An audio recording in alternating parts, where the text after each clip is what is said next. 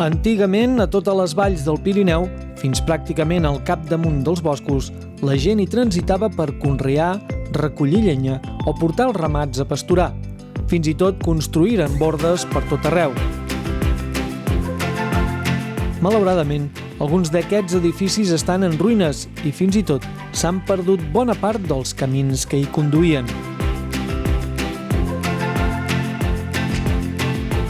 Justament amb un veí del poble de Tavascan, a l'extrem nord de la demarcació de Lleida, hem anat a visitar un d'aquests indrets que de moment no consta en cap mapa ni guia d'excursions. Ara pugem pel camí de les Bordes de Gueron. És un antic camí que pujaven a pasturar els ramats temps enrere. Ara ja, com es pot notar, totalment perdut, quasi. Aquí és una mica camp piqui-puqui. Anar-te tu buscant el camí, buscant també les antigues fites i pujant com puguis. Tot i que hi ha molts trams on el camí està totalment perdut, en d'altres parts en queden com a restes els marges o fins i tot aquestes bigues de ferro. Aquí hi havia el pont que cruzava l'antic funicular que pujava al campament de Gueron i per poder passar caminant doncs van haver de construir aquest pont per no xafar la via. Aquí hi havia una via que feien servir per pujar i baixar material al campament de Gueron, on hi havia una entrada de la central per poder treure la runa.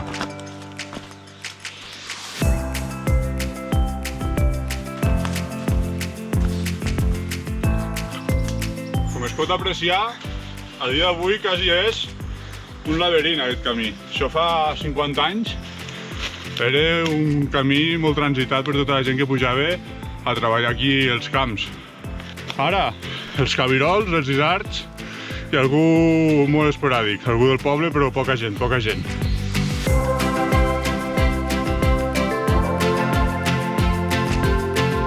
Això és la banya d'un cérvol. Els cérvols cada any canvien la banya, a la tardor. I clar, això queda depositat pel bosc i avui hem tingut la gran sort doncs de trobar-ne una. Cérvols n'hi ha molts, però trobar la banya és molt difícil perquè la perden o l'ensopegues de casualitat o és difícil de trobar. Després de més d'una hora de forta pujada per superar uns 500 metres de desnivell, arribem a uns grans i inclinats prats on l'herba creix a plaer. Mira, hem arribat a les Bordes de Gueron. Això era un petit assentament de l'època, de fa 50-60 anys, que la gent del poble, hi havia unes quantes famílies que tenien aquí unes cabanes per poder aprofitar la pastura d'estiu. Llavors pujaven amb els animals i aprofitaven tots els camps que tenim aquí al voltant. Ara, a dia d'avui, sí, ja fa molts anys que aquí no hi puja ningú per fer feina.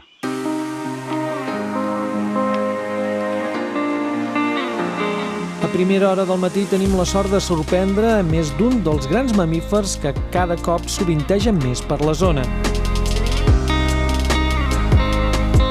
Sí, n'hi ha molts i durant tot l'any és molt fàcil de poder-los veure, inclús al costat del poble. Ara hem de pujar a l'antic campament de Gueron. És a sobre les escoves, aquestes ginestes grogues que es veuen aquí dalt. Arribarem on feien les obres al túnel antigament. Veureu durant el camí que ens hem d'anar buscant bastant la vida per sobre les ginestes. Si fins ara hem seguit un camí que en molts trams estava perdut, a partir d'ara el que farem és camp a través, és a dir, els pocs corriols que hi havia han desaparegut i, per tant, haurem de remuntar aquesta forta pujada, tot passant per matolls, alguns dels quals fan més d'1 metre d'altura. Aquí de vies bones no n'hi ha gaires, ja pots veure que això és un camí intransitable. Mitja horeta arribarem a dalt al camí playa. Estem pujant 300 metres més de desnivell, sense cap camí marcat, directes cap a la part superior. En total, pràcticament haurem fet 800 metres des del poble de Tavascan, que és justament l'altura del salt d'aigua que fa moure les turbines a la central hidroelèctrica.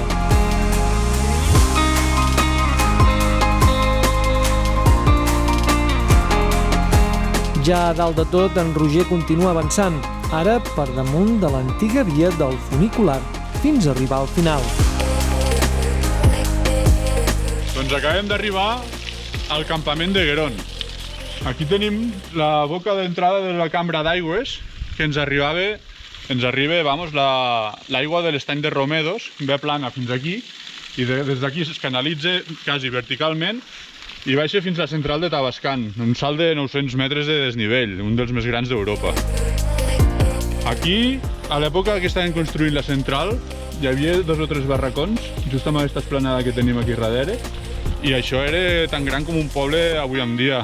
Aquí hi havia molta vida, sobretot gent que estaven construint tota la superinfraestructura que tenim aquí, just aquí sota nostre i al darrere amb tota aquesta muntanya que tenim aquí.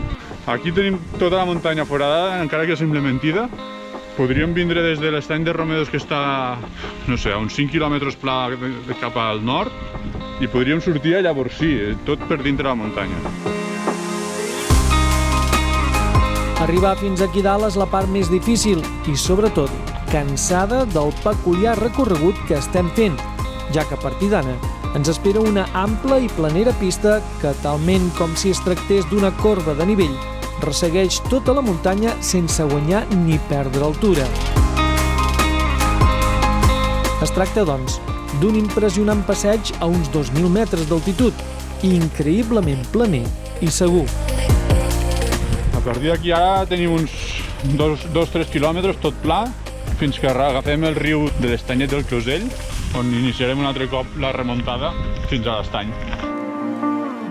Què et sembla? Això és un privilegi poder estar aquí. Tenim tota la vall als nostres peus, aquí la vall de Lladorre i Boavi, i a cada direcció la vall de Tavascan i després la vall de Cardós. Al fons veiem els pobles. Cap al sud, a l'altra banda de la vall, tenim el cim de Roca Cigalera. Al seu costat, el pic de Broate, lleugerament enfarinat, igual que el cim del Sollo, que amb 3.073 metres d'altitud és el més alt del municipi de Lladorre, fent frontera amb l'Ariège, França. Aquest impressionant i allargat balcó, que és la pista per on anem caminant, ens té altres sorpreses, com aquest túnel, que tot i les seves dimensions no és necessari portar cap llum per veure-s'hi. Això és la vall de Pilastre. Pots veure, és un lloc preciós, molt verd i també amb molt bones vistes. Realment és una zona molt plana. Un cop aquí passejar és accessible a tothom, el problema és l'accés. Ja heu pogut veure el camí d'accés, que era bastant complicat. De tant en tant anem trobant boques de ventilació o de servei del túnel, que per dins la muntanya transporta l'aigua des del llac de Romedo de dalt fins a sobre el poble de Tavascan. Fins aquí es pot arribar amb vehicles 4x4, però és un accés restringit, ja que no està obert al públic en general. A l'altra banda de la vall podem veure la dreta Canal de Selves, que arriba fins a l'estany de Becero, i més a l'esquerra, la vall que puja al refugi de Broate. Després d'una hora de camí planer, Roger es desvia muntanya amunt, tot passant per unes pinedes florides. Aquí tenim la flor de pi. Antigament molt apreciat per curar els constipats, els refredats, les congestions. Agafaven la flor ara per l'època de Sant Joan, quan ja està madura, i amb això feien una infusió i mira, doncs era un remei casolà. Així és com es veu el Pla de Boavi 600 metres per sota dels nostres peus i per damunt, el cim del Sollo, amb la Pica d'Estats, el punt més alt de Catalunya, que treu el nas pel darrere, lleugerament enfarinada.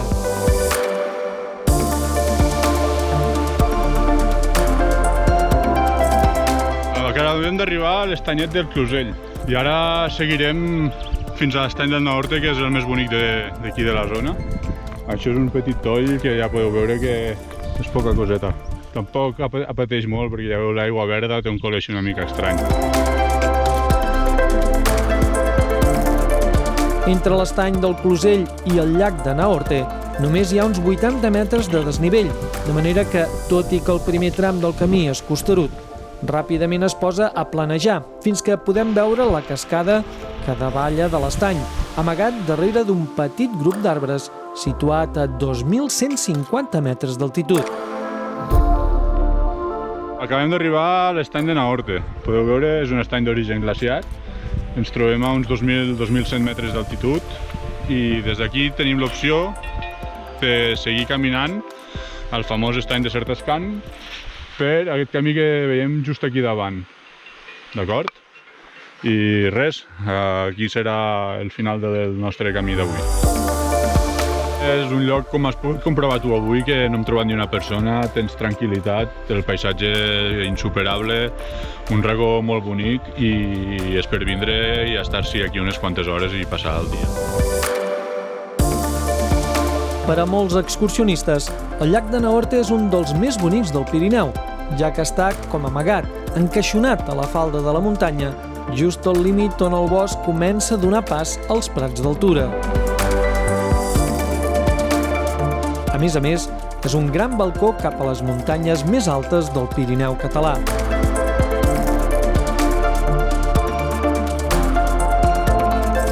Les aigües del llac davallen tot formant una bonica cascada, que fa d'aquest indret un petit paradís pirinenc i final del nostre recorregut.